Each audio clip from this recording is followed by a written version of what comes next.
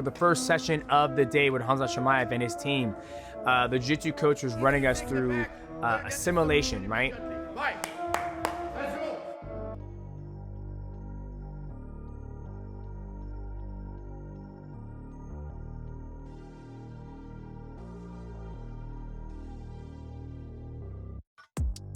First, we warm up, run around the mat, just getting our body warm.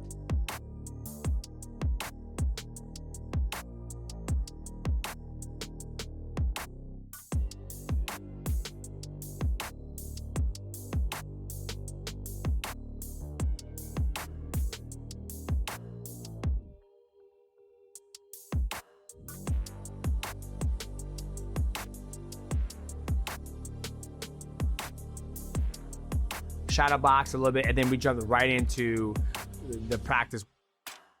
So we're doing 10 rounds, 3 minutes each, and it's in position. So what I mean by position, it would be my back against the wall. Just putting ourselves in a very, very bad position and working out of it.